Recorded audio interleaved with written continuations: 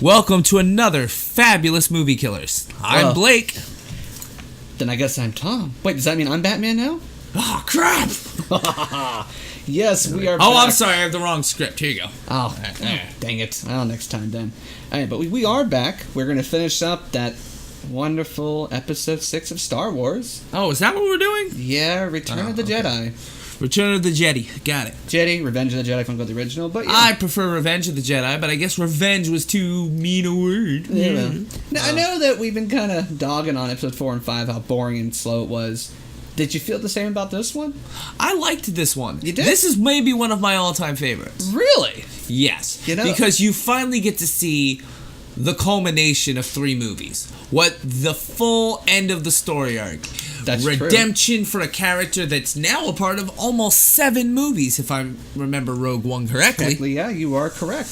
And he has remnants. Spoilers, by the way. Remnants, his inspiration falls into Force Awakens as well for Kylo Ren. Yep. So yeah, Darth Vader, you are right. And then Big Papa Palpatine finally bites the dust Windu style. Exactly. About time. Yeah. I just love the poetry of that. He dies the way the guy his protege killed. So essentially, Anakin has a type. He likes to throw people off of shit. That seems to be a very Star Wars-y death. Yeah. Like, there's no... I mean, Qui-Gon got the impalement, but typically it's dismemberment and off you go to the I'm going to pits. throw you off something, yeah. Oh, and Mace Windu got both. Yeah. He dismembered, and then they kicked him out a window. Which goes right into my whole theory that Snoke is Windu. Well, Lucas did agree with Samuel Jackson as, Jackson wants Mace Windu to survive. He did. He's like, I'm fine with that. So technically, guys, Mace Windu's alive unless Disney changes it. Yeah. I mean, come on. He could have used the Force to cushion his fall. Now, I know you just said that you really liked this movie, but I had to facepalm a couple of times while watching this. Of course. No. Yeah, have you ever met a movie that's perfect? I've seen some that have come very close. Alright, well, then there you go. That's all I gotta say. It's close, but I mean, you're gonna face palm. I mean, honestly, you're gonna. Let's look at this movie. There are essentially 2 sets of scenes: Jabba's palace and the battle at Moon of Endor, and that's it. There's nothing else. Right. The first 40 minutes, which is indeed Jabba's palace, was so convoluted, and pointless. And it just showed how much of an idiot that Jabba and Luke, and even Leia... Typical bad guy tactic. Keep your enemy alive.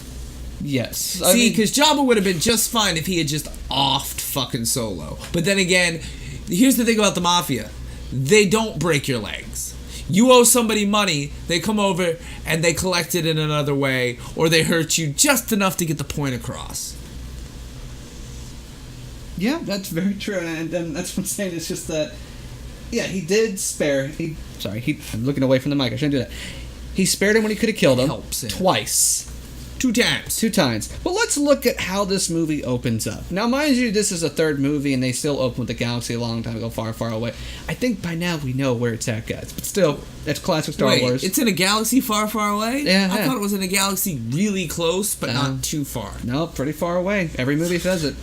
Except for Rogue One. But okay. So that's silliness aside. Let's look at how this movie opens up. Okay. Luke sends in C-3PO and R2-D2 to go to Jabba, deliver the message, I'm giving you these droids as a gift, as a way to open negotiations. Mind you, at this point, inside of R2-D2 is Luke Skywalker's lightsaber. Yeah. At the same time, Lando has infiltrated Jabba's palace. Leia's coming in as this new bounty hunter bringing in Chewbacca, which wasn't going to fool Jabba anyways because Jabba knows all the bounty hunters, so really that was stupid on her part. And these are all separate plans in action, not working together. Whoa. But I do want to cover the reason she thought it would work is not she came in as a new bounty hunter. Uh-huh. It's that, imagine if I put on Boba Fett's armor. Would you be able to tell I'm not Boba Fett? Actually, yes, because you'd probably be competent in the armor as opposed to Boba Fett, which is another plot point I'm going to get to in a moment. We'll get to that, but still, if I put on Boba Fett's armor, for the most part, you wouldn't even realize I wasn't Boba Fett. Because I'm wearing the armor, if you and that's all. As long as that's all they ever wear, you'd never know the difference. That's true. Okay, so you're saying she describes herself as another bounty hunter. She might have very well offed another bounty hunter and taken it. The bounty hunters in this world are not great. That's fair, but the problem is, You have 3 people trying to get Han out of there who are not working together. They are working together. It was a tandem-out plan. There is no way that plan was tantamount. Oh, no. I never said it was a good plan. Because this is basically, you took a princess, a mayor, and some kid who has literally 5 minutes of Jedi training and went, alright, I got a plan. Let's all sneak in as different people. Unarmed. Well, no, I'll tell you what. We'll put my weapon inside one of the droids. Yep. Are you kidding? How could this fail? Luke even shows up when Jabba's asleep. And instead of just... Now, I know people are going to say when I say this moment, he could have walked in his lightsaber, took out everyone... Just started mowing people down. And could have got Han out of there. But Jedis don't do that. Luke is not a properly trained Jedi. Also, these are criminals. He could have easily force pushed, knocked them out, whatever. Well, he has never displayed the ability to force push. Yeah, that is true. And he can force lift. And how about the fact that he gets surrounded and he pulls a guy's gun and pulls it on when the guy's like not even 3 feet away from him, surrounded on all sides. Why? And which just further proves that Luke it was an attempt to make him look like a badass, I guess. And then he goes right in the Rancor pit, kills the Rancor with a bone, and makes the Rancor trainer so sad. Did you notice that? That poor guy. That was like his best bud that Luke just killed. You know what, dude? Let me kill one of your pets. We'll see how you feel. I felt bad for him. I was like, man, this is like that's. But then again, you put a human in a dog fighting cage with a fighting dog. Don't be upset when the human kills the dog. But yeah, so he could have stormed the palace easily. Then Luke just gets recaptured, and then. Yeah. Thoughts on it? No, I'm saying talk to me. Yeah, sorry. The mic is over here. Yeah. Well, we'll fix that soon. But anyways, but yeah, then Jabba says, "I'm gonna kill you." After he kills the Rancor, what are you gonna do? He has him surrounded. Could kill him. No, what are you gonna do to the Sandworm? We're gonna drop Sandworm. We're gonna drop you in the pit in the Sandworm. I'll tell you what. I'll give you 10 points. You can tell me the name of that sand pit. I don't remember what it's called. I don't care. Sarlacc. It doesn't matter. It's a Sarlacc pit. It's not memorable. It's in my important opinion. to know that for the future. Yeah, because for the future of this. No, for the future of this web show. It's important to know this. Okay, I'll make note of it then. Yeah, because so it goes back to a point I'm going to make later. Okay, so they go out there. Now, at this point, Luke could have won. Heck, Luke, Leia, and Lando could have got Han out without Jabba even knowing. But no, maybe. We didn't want to make this a 10-minute scene. We want to make this convoluted 40-minute scene. There is one thing I would like to cover that I considered a huge plot hole about the carbonite. Okay. And to me, that is a fact is, couldn't the lightsaber have cut through that? Yes, but we don't know how he would have restored and if it would have damaged him. Well, I imagine it's just crimped at the ends. It would have just, at the very least, you take some of the weight out. Because Luke's lightsaber is an R2-D2. Remember, that's part of the plan. Well, here's the thing that I was thinking. They wouldn't have let him in with that lightsaber. And they might have overwhelmed him with enough people running at him at once. The thing is, Leia walked in armed as a bounty hunter. Yeah, but she's a bounty hunter. They know who Luke Skywalker is. And Luke easily be like, he's from this I don't planet. have a weapon. And they would have believed him because at this point he knows... No, not everybody's weak-minded. You're right, they're not. But Jabba deals with criminals, and he's dealing with criminals that normally are armed. Jabba's not afraid of criminals who are armed and ruthless. He's a crime lord. So, I get what you're saying. So what? You're saying play the bluff rule, walk in, act like you're barely armed, and be like, get the fuck out. Because they'll be like, oh shit, he ain't even got a gun. Luke showed up when everyone was asleep except for his assistant. You know what? Honestly, since Luke built a second lightsaber, he should have had both. Exactly. He should have just yanked both. He could have made R2 have a spare one ready to go just in case. And then crammed the other one up his ass so that we know. Or he could have had it on and they took it. He still had R2-D2's one. Could have keistered it. Yeah. And that would have been fine in my opinion. But then they go out to the pit. And what happens? Surprise, surprise. Luke breaks free. And our great...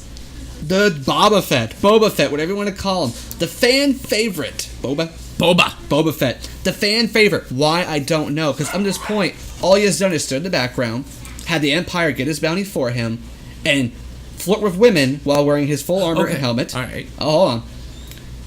This is a character who has watched Jedi and how they fight, watched his father, the better bounty hunter, how he died. And what does he do when Luke breaks free and gets his lightsaber? He flies in within melee range of the lightsaber and pulls a blaster and says freeze. Doesn't say it, but makes that motion. What happens? It gets damaged. He flies backwards, uses a grappling hook on him. He has a flamethrower. Lightsabers can't block flamethrowers.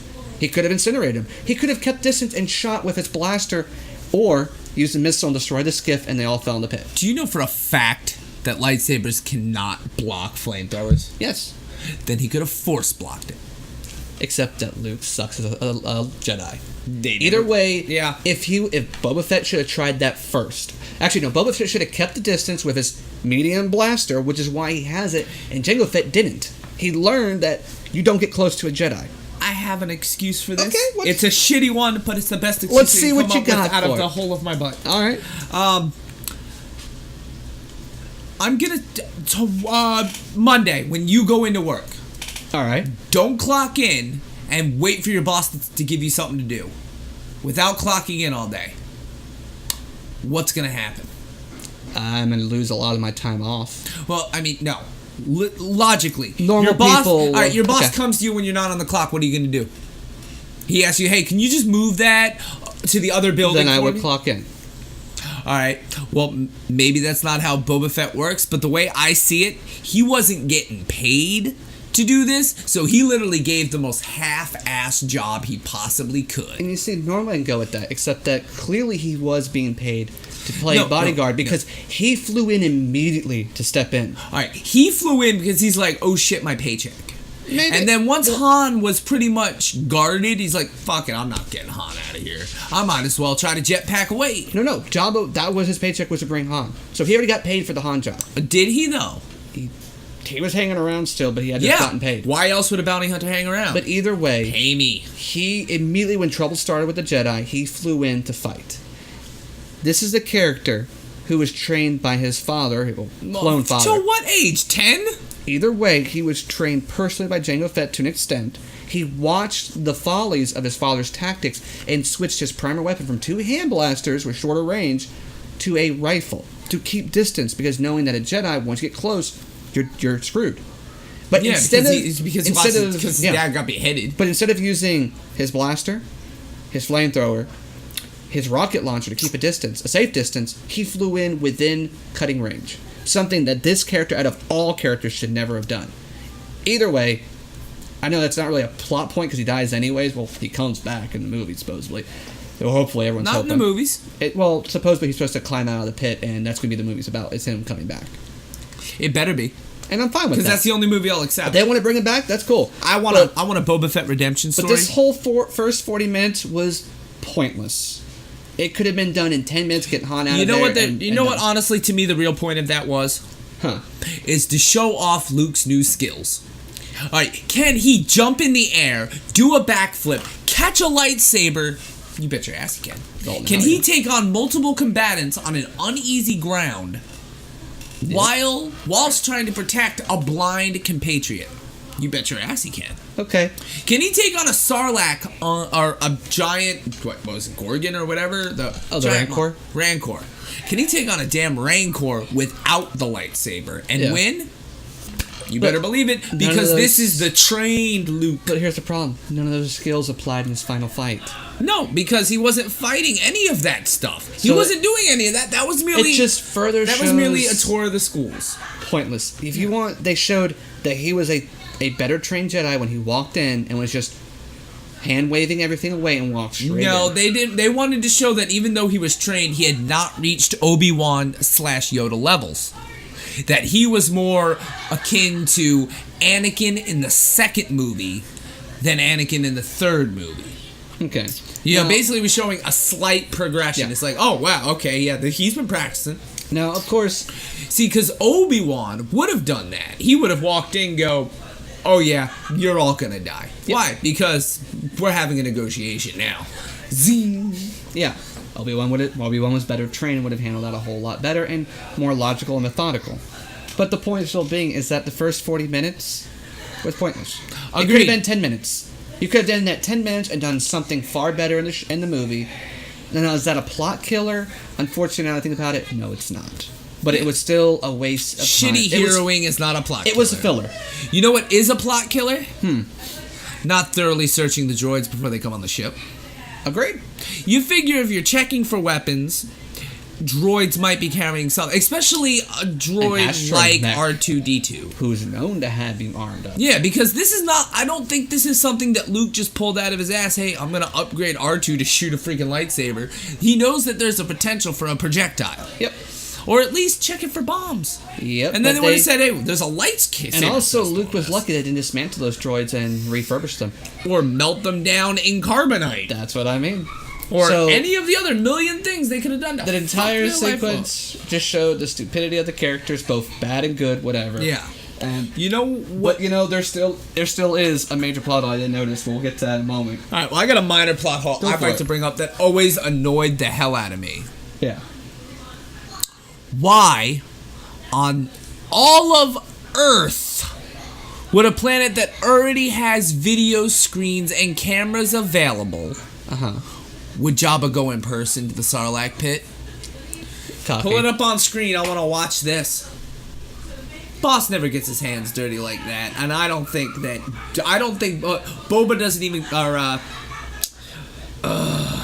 damn it, the Hutts would never, like, they don't even go to the races most of the time. 2 of them showed up for a big race in the first movie. Yeah, the one pod race that Jabba was there with. Yeah, one pod race. Yeah. You're right, normally they don't deal with those type of affairs. Even then, they're so far away and grounded for easy escape because a giant slug ain't running. Yeah. I don't care if you have the little, Crenacious B. Crunch or whatever his name is. But he went out there and put himself in harm's way. Yeah. Because he thought he was covered. To me, that's covered. a minor annoyance, really. It is, and I agree. Now... yeah, there is one other little minor thing that I kind of realized over all the Star Wars. Why has no one created a universal translator? Okay, taking C-3PO has the ability to comprehend millions of language. Yeah, millions, yeah. Right? It's possible that in this universe, at this point, someone could have created that. Because there's people who understand binary. Then I ask you this question. All right. How did everybody understand the senator while he was speaking in the Senate in the second or third movie? Oh, any of the Senate scenes? Yeah, any time in the Senate. I would assume that each particular pod had a translator going off. So you're telling me each one has their own personal pod and they're not just a bunch of pods and you just show up? I believe it could. I believe the universal translator already exists, but they have not condensed it down to such a size that you can just carry it around in your pocket. And I find that very disappointing for the universe. And that's why you need concierge droids like C-3PO when traveling, as opposed to when you're at the Senate, it's built right into your podium. I'm just saying that maybe the amount of information you need to not only change a language's words, but grammatics to be universally understood is not small. Yeah, that's why I like Farscape's take on the stem cell. What, the slugs? No, Farscape had the sem cell injections. No, I'm not. Yeah. What am I thinking You're thinking of Hitchhiker's Guide to the Galaxy. No, I'm thinking of a different one. Red Dwarf? I haven't seen Red Dwarf. It might have been. No, I'll ask Kathy. She knows one. It's like they just put a slug in your ear, and the thing crawls in, and you can understand languages. Hitchhiker's Guide to the Galaxy. Okay, there's another show that does it. It was called The Babblefish or something. There's another show that does that too. It might be Red Dwarf. Then. Yeah. But, no. But yeah, still, like I mean, you would think it was development that would have been done, and to me, it's minor. It's like but still, it's like, come on, guys. Okay. Let's see. You got any other minor stuff? Do I have minor stuff? Yeah, I got some minor stuff. Alright. Okay. How come Obi-Wan, Qui-Gon, pretty much anybody holding a lightsaber other than Luke Skywalker has figured out, oh shit, I'm being chased, what should I do? Let's cut a hole in the floor. Drop down a level. I'm running from Darth fucking Vader, a guy who can clearly beat me in single combat unless I use a couple of tricks like hiding, guerrilla warfare, shit he learned from the Ewoks. Yep. Okay?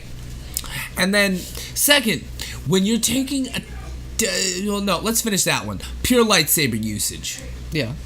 I understand Palpatine doesn't really use a lightsaber, right? Okay, yeah. But, you figure at some point he's gonna, jump in on that shit. But he doesn't until Vader turns on him. Yeah, because he wanted one to die, and he'd be like, oh, whoever's alive is my apprentice. Yeah. He was hoping Luke, so he could possibly... I mean, Legacy's could take over Luke. He wanted somebody younger, more mobile, and less dependent on cybernetics. Yeah, because like Vader couldn't even do Force lightning because of cybernetics. It would kill him. Well, at least he never tried. I mean, obviously, Force lightning would not kill him because of the ending of this motherfucking movie. Yeah, it's still short out of his system, so he was on a... I don't know. I watched him body drop somebody and attempt to walk away. He was still dying, though. Yeah, that's because it went internal. Now, if it was external, I don't believe that same thing would happen. Yeah, I'm sure there'd be some cover. I'm calling BS. I think he more died due to the fact that the mask came off. Maybe. I have no lungs. They've jellified from years and years of not breathing air, but oxygen. So, one thing, R2-D2 is cocky as fuck in this movie. He gives no fucks, I noticed. He gave a lot of fucks. They beeped out everything he said. Yeah. A thought did hit me. The size and magnitude of the Death Star, when you think about it, actually really is very impressive. It's a planet. It's a small It's like, all right, it's Pluto. But it's essentially a self-contained mobile that can go in warp speed. It's basically an ecosystem ship. Yeah. It's very impressive. I mean, props. No, I agree wholeheartedly. Just a little bigger than what I'm looking for. That's why I want a Star Destroyer. Oh yeah, remember the band that was inside Jabba's palace playing music? No. I'll have to look it up later. But I was like, man, that's really cool looking costume. And no one's ever cosplayed as him. Well, yeah, I'm sure somebody has. Oh yeah. Now at one point, Palpatine wants the completion of Death Star number 2 to be rushed faster. Complete it, right? Yep. You don't rush quality. Once again, I'm going to cover this because I absolutely love it. But you know exactly who was getting rushed? Who? Kyle in planning. Yes. Basically, it's like, hey, it's my daughter's birthday, I need the week off. No, we need this Death Star built. Alright, fine. Shield generator's going to be Mark II instead of Mark 45. We're going to put in another fucking exhaust port. And you know what? Fuck it. The shield generator isn't even going to be on this ship. That way, if you want to take it out, all you got to do is go to the fucking Forest Moon Andor. Fuck you. Yep. I'm going to my daughter's birthday party. Eat a dick. Well, actually, eat a dick, Vader. The shield generator being on the moon wasn't a bad idea. It just wasn't better protected. Yeah. Not to mention, Palpatine let the information slip out to That's try to entrap the rebels. He let the information out himself. Yeah. They never would have guessed it was on there. They would never have figured out. Okay. If I'm setting a trap, yes. It's not really the shield generator. It's a giant fucking explosive. Exactly, but what Do happens? I look like I care about blowing up planets? If you don't like that, talk to Alderaan. Oh, wait. Yeah, but what does he do? No, it's at the actual shield generator, so if his troops fail, which they did, they still get it down. Okay, and then once again, outside, they had that shit on point. Plenty of stormtroopers, plenty of guys. Inside, on the other hand... I mean, honestly, inside there was what, 5 guys? Yeah. Yeah, pretty much. I mean, now, I'm sorry. I'm not the Han Solo type to just... but I wanted first movie Han Solo for that. I wanted him to walk in and start capping people. Just shot. Boom. Let's shut down these shields. Oh, crap. Here come the stormtroopers. What do? Shut the fucking door. Yeah. Literally and metaphorically, shut the goddamn door. Yeah. And the Death Star was better defended. I'll give him that this time around. Also, I know a lot of people complain about the speeder bikes on the moon of Endor. That was stupid. I thought so too originally, but then I realized if you maintain lower speeds, they're actually really good patrol bikes. Yeah. It was when it's like, crap, get back to the base, and they haul ass, or then you take follow risks. that guy. Or, hey, let's go through the trees. No. Yep. Me personally, in a world full of jetpacks... I know. Why a speeder bike? What, nostalgia? Also, I noticed something else. Remember the Ewoks captured everyone but made C-3PO their god? Yeah. And... they were going to cook them. They were going to cook them. They were going to And cook it wasn't until Leia says, hey, tell them to let us go that C-3PO actually said anything. Okay. He wasn't going to I have a reason for this. Yeah. That is perfect. Go on. Asimov's laws do not apply to droids in the Star Wars universe. All right. They have no duty to protect, save, help, or not hurt humans. Yeah. And I say this because that so many droids could just attack. I mean, look at Grievous. Cyborg, but yeah. But either way, Yeah. no, I get your point though. And I Roll, agree. all right, battle droids. I just found it funny the fact that he was just sitting there like, "Oh, sorry guys." You see, I thought it was also only a robot that was stuck to Asimov's 3 laws, which means that Lucas does not respect Isaac Asimov. I say we ban Lucas until he starts respecting Isaac Asimov. To be fair, Isaac created those laws and demonstrated in all his books why they will fail eventually. They work for a while, but eventually they fail because of Law of Zero, which is basically over-interpreting things to account for the I laws. agree wholeheartedly that sentient robots are basically a wishing ring. They're gonna find a way to screw you, and it's gonna hurt. Now, you don't ever fuck with R2-D2 ever. I noticed that. Well, you can as long as he's sleeping. Yeah, and then I was like, wait. Are the Ewoks supposed to represent Star Wars fans? No. Are you sure? No. Believe it or not, the Ewoks are actually supposed to represent, how do I put this nicely without, offending anybody, globalized terrorism. Okay, you have a group of rebels. Now, the group of rebels are unable to succeed against their big government enemy until they meet an organized, allied rebel force on the Force Moon Endor.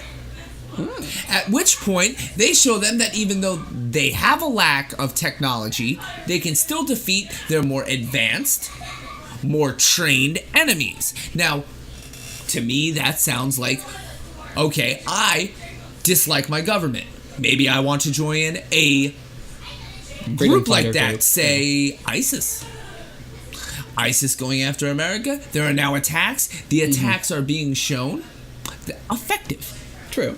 So, to me, that's always what it's represented. I mean, even back then, we were having trouble with globalized terrorism, what with flights being hijacked. Yeah.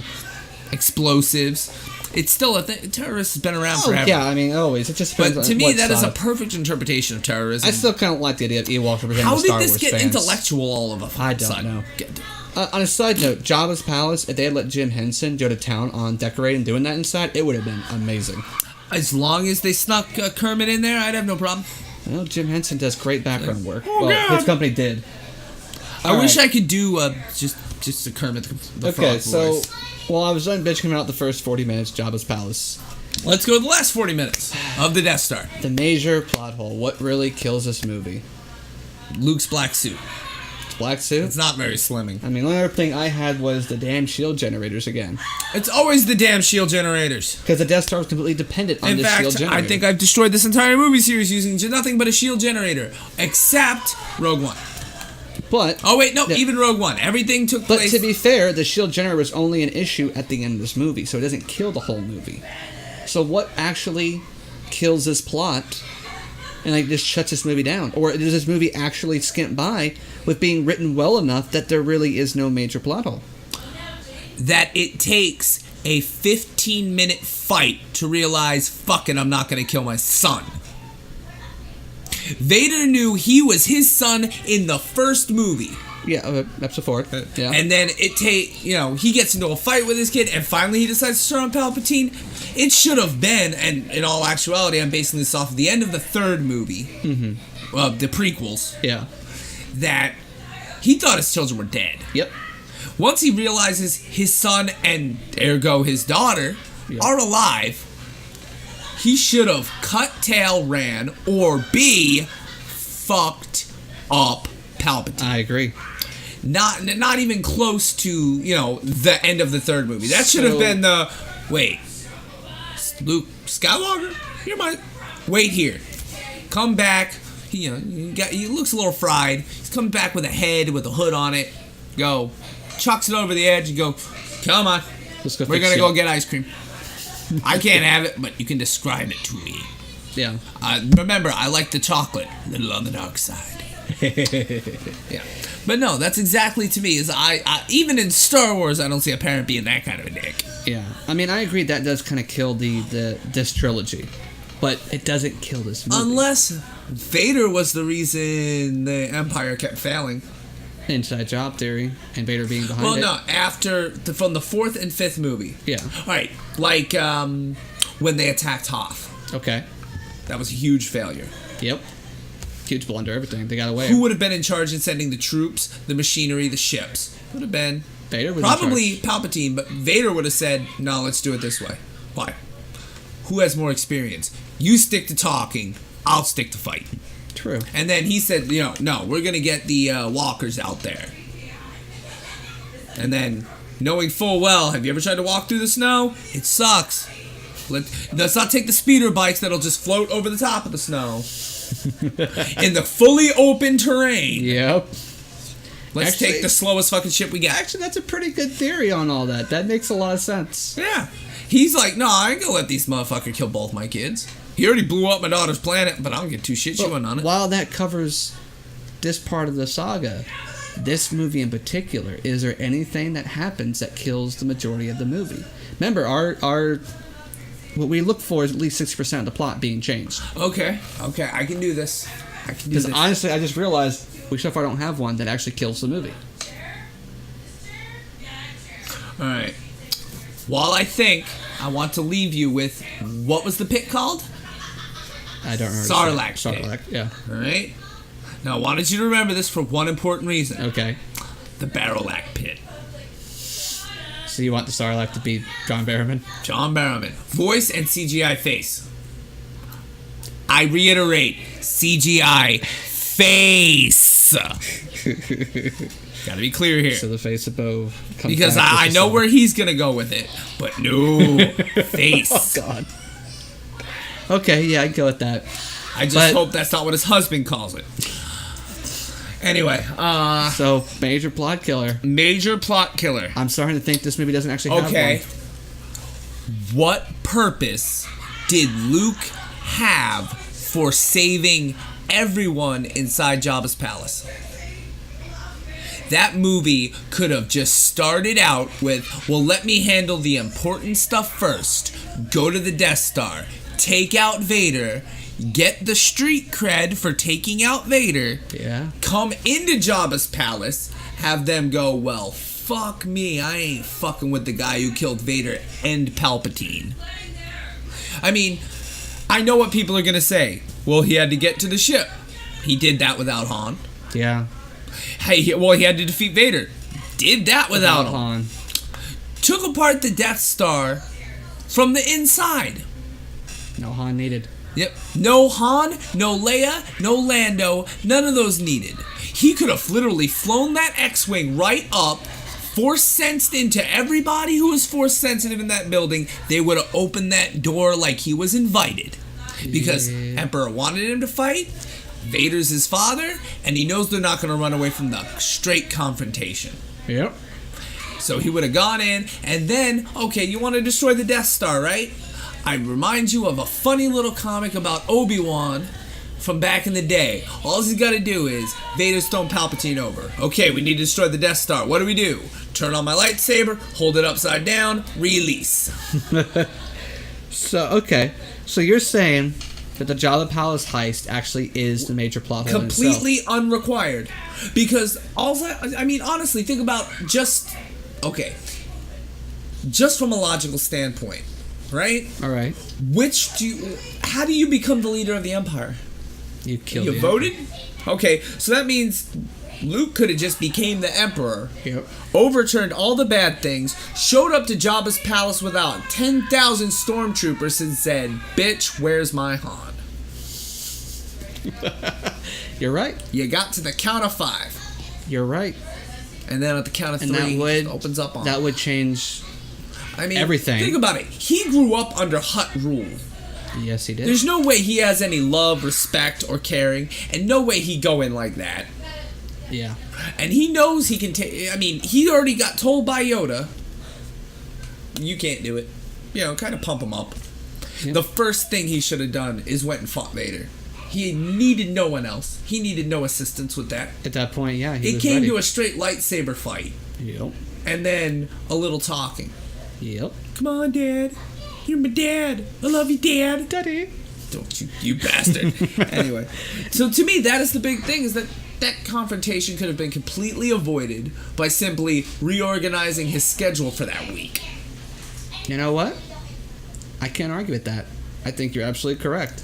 because of the unneeded fluffing in the movie, which could have been skipped. Luke could have went straight to Palpatine and Vader, done the same fight he would have had before. Granted, he was more pumped up, I guess, because by the way, his thousands of friends being in trouble. Ewoks and stormtroopers would have been alive because of this. Yep. Lives would have literally been saved. And yeah, he would have won. He could have taken over the Empire, gotten Han out easily, and then dismantled the Empire from the top.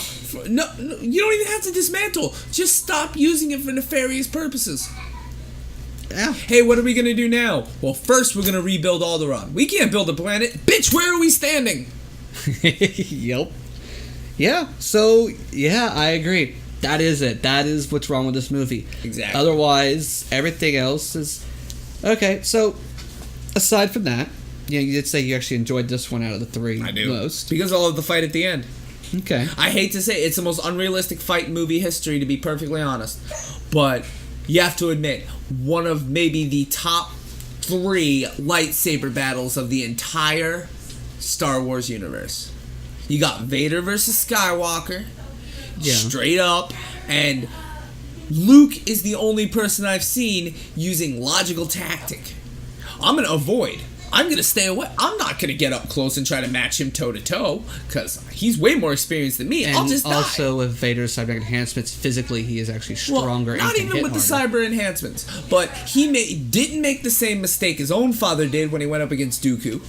Didn't make the same mistake Qui-Gon Jinn made when he went straight up against Darth Maul. He did not try to stand toe-to-toe with him. He ran. Basically, he attacked when he could. He did a straight up... He recognized his own weaknesses and actually played to his strengths. Okay, you know what? I give him that then. He said, you know what? The one thing I have over Vader is mobility. I'm going to use it. Yeah. That's why I like that battle personally. See, Qui-Gon, older... one lightsaber, not a straight-up fair fight. Yeah. Because Darth Maul had it all day. I mean, half his age, way better with his light, to the point where he can dual wield as one item. Yep. I mean, that's why Obi-Wan got him. Same training, but younger, faster. Speed is really what did it. Yeah. I mean, when you're swinging... In my opinion. A weapon that can cut through pretty much anything, speed is the key factor. So, yeah. And then, you know what? You have the Obi-Wan who just pretty much drops his shit and goes, you know what? Poof, I'm gone. Old naked man running through the Death Star. Yep. No. Yeah. Using his force to make himself invisible, so that way he can escape. So, I mean, aside from that, I have to say it was a nice way to close out the series at that point. Yeah. Or was it? Well, it didn't really. I mean, granted, I kind of felt when I was younger watching it that the whole... Oh, you killed Emperor and Vader's dead. Everyone's all happy and celebrate. But how do they know? They don't. The Empire's not dead. That's why I was glad The Force Awakens shows the First Order. Yeah. But in reality, it should have still been the Empire. Yeah, I mean, essentially, I will put it this way: if you take out the president, there's still a bunch of people down the line. Yep. But no, I mean, as far as this movie goes, you have to admit it's a rather good movie. From a plot standpoint. Overall, it's not horribly written. It's pretty structurally good. It's just the first 40 minutes was pointless. It was fluff. Agreed. It was fluff. It was fluff that was a giant plot hole. Yes. That if they opened that 40 minutes, the end tweaked it a lot. Or it just made it 10 minutes at the end, resolving that. No, I want a 40-minute. I'd want to see the full stormtrooper battle. Show me one last Star Wars. Taking down the Hutts and their hold on the outer rims. Yeah. Show me Luke controlling the stormtroopers because I wouldn't he is actually now have mind seeing how that universe would have gone from that point. Well, I mean, you could still have the exact same thing. Yeah. Luke took control of the universe, and then he disappeared for 40 fucking years. Yeah, he resolved the conflict and left. He could still do it. And then the power struggle ensues below. I would have preferred seeing the different leader and sub-leaders fighting over who was in charge in the Empire. Hell no. But no. I would have been the other way with it. Yeah. Who did he leave in charge of the Empire? C-3PO. Nope, yeah, because he does not care at all of human life. C-3PO He'll let you get eaten. C-3PO got all the Ewok votes. Well, they got to think about it. Who's the one person who can talk to literally anybody? C-3PO. All right, so go into the negotiation with C-3PO. We're gonna pump in poison gas. I'm a fucking robot, guys. Yep. I don't breathe, but I do talk, and I understand your language. So I heard you say, "Pump in the gas." Yep. That's why I brought Senator Binks with me. And then the whole place crumples around him except for that room because it turns out Darth Binks. Yes. Darth Binks. But yeah, I mean... that's the best I got for you. I can't do Out of any the better original than that. trilogy, I would rather watch this one than the other two. And considering I pulled that last point completely and utterly out of my ass. But no, it's fair. Yeah. It's fair and it's there. Yeah. I mean, but overall, I mean, the original trilogy, I mean, looking back on it, it was good for its time. There's moments and parts of it stand out, and it did set the standard for a lot of things. Anytime you see in any science fiction movie a chase scene through something bigger, what's the first thing everyone says? Oh, it's like the Star Wars trench run. Mm-hmm. Every time. And these are the movies that did set a lot of tropes, and I respect them for that. Yeah. I still think that they're really just B-rated movies. But it did spawn an entire fandom. You know what I just realized right now about the ending part of that movie? Uh-huh. The celebration. Kind of no, before that. Okay. It's really a slap in the fucking face to Luke Skywalker, isn't it? What do you mean? I'm gonna go confront Vader. Yeah. Good luck, man. Alright, you know what? Let's attack it. Let's attack the controls on Endor. Okay. But why? Luke's going. He's gonna handle it. Let's attack the shield generator on Endor. But you don't think Luke's gonna do it? Yeah, that's true. It's like they had no trust in Luke's ability. They knew he was going. But to fit the classic Star Wars finale battle, you had to have your ground battle. You had to have a Star War. You had to have your aerial battle or space battle. You had to have your lightsaber battle. And this movie actually had that. Yep. It had all of that. But you know what? Nobody lost a body part, really. Well, actually, no. Vader did. He lost a hand. He did. Mm-hmm. And it was the same hand he lost prior, but still he lost a hand. Yeah. And yet he still managed to pick up Palpatine, which again adds to his credibility, weakness from the Force lightning. Yeah, well, I'm just saying. One-handed picked him on. Yeah, drop you. That was his willpower over trying to last as long as he could, I think. But holy crap! I just realized something. Snoke could be Palpatine. Could be. Threw Palpatine over the edge. Nobody saw him die. Exactly. And he knows a way to stop death. He knows how to also float around. All that damage to him was really just the explosion around him that he couldn't stop using the Force. Well, my favorite theory on Snoke and Rey actually is that Snoke is Anakin's dark side reincarnated and Rey is his light side reincarnated. That's good. I like that, actually. And actually, there's some support to it, like because how Vader got scarred has the same kind of forehead scar like Snoke has.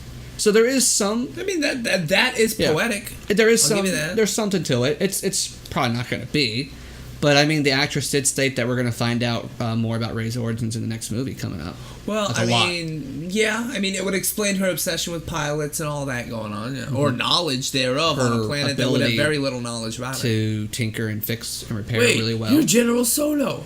I know you. Yeah. Bitch, how you know me? Yeah. I was in the Resistance for 5 years. And even then, I mean, I might have been a general, but what did I do? You were in Carbonite for like a year, bro. Yep. You did shit. The games glorify the characters more than the movies. Didn't you blow up the Death Star? Fuck no, that was Luke. Yep. Weren't you watching? Yep. Wait, didn't you blow up the second Death Star? Nope. Once again, not me. Yep. I just dropped the shields. That was Lando. Yep. Because we didn't trust Luke. Fuck Luke. I mean, the Death Star needed. Yeah. I understand. Well, it could have been dismantled personally, and parts could have been refurbished better. But hey, it's all right. It's symbolic. Destroy the Death Star. Well, I mean, okay. You blow it up doesn't mean the parts aren't still there. Yeah. That's why there are space scrappers. Thus, Han's ship in Force Awakens. Yeah. To scrap shit. Yeah. Scavenger and there's got to be space debris everywhere. Yeah. But I mean, it was still fun to rewatch it and to see those moments. And I respect the original trilogy for what it was. I respect the prequel trilogy for what it did and what it brought to the movies. And I respect, honestly, I don't think this trilogy's ever going to do completely awful. No, ever. None of them are. There's many moments that are powerful and great and that people will always latch on to, not in a bad way. I mean, like I said, these 3 movies did inspire an entire fandom to be created. A fandom that not only would dress up as these characters, but would create stories to better explain what was going on in the background and the past. I mean, all those legacy books were not written by George Lucas. They're written by fans. But that's why they're not canon either. Well, no, actually, I think that's sour grapes. I think he got a little pissed off that people were writing better books than he could write a movie. But for a while, I heard that they were, if he went through a process, they could be approved to be canon. Like, he had to sign off on them, and if he did, they were canon. And obviously that didn't work because he sold it to Disney. Disney said they're not canon anymore. Because Disney's trying to rebuild from the original trilogy. In fact, they're trying to distance themselves from the prequels. Which is sad, because the prequels had to follow the Republic, which was so fun to watch. Because it really, it really resonates with... Because actually, I thought about this earlier, and it kind of hit me, that in the prequels, the fall of the Republic is a lot like the creation of the Roman Empire from... Like with Julius Caesar and stuff. He got power, didn't let go. Well, I mean, I'm not saying that I don't think it is completely and 100% possible, but I'm a little worried because of how they bank on something like a KOTOR movie, Knights of the Old Republic. The problem is this is clearly, this movie series, and I hate to say it, it's a soap opera. It is. About this one family. It is. It's a space soap opera about the Skywalkers. That's why they had to jam Darth Vader into the very end of fucking Rogue One. Yeah. Because this is the life story of 3 generations of the Skywalkers. Yeah. Which is why I think Rey has to be in some way a Skywalker. Well, I mean, that lightsaber called out to her. You know. It reacted to her. Which is why I like the idea of her being Anakin reincarnated, his light side and maybe stuff. She could be an air skipper, Maybe. But we'll see. Well, I mean, I look forward to seeing what they reveal to it. I mean, like I said, I always said, I'm not a huge fan of Star Wars, but I still enjoy watching them and see what they do with it. Well, obviously, if Rey doesn't lose a hand in the next movie... She's going to break the cycle? She probably won't, though. No, because you know who's going to lose a hand? The black guy. Finn? Yeah. Okay. Outside of Han Solo, name another person who's used a lightsaber. You're right. Confirmed non-Jedi use lightsabers. Only Ben. When was that confirmed? What? That Finn is not a... it has not been confirmed that he is a Force-sensitive user. Maybe he just... Well, I mean... To me, that would make a million worlds of sense for Kylo and Snoke to take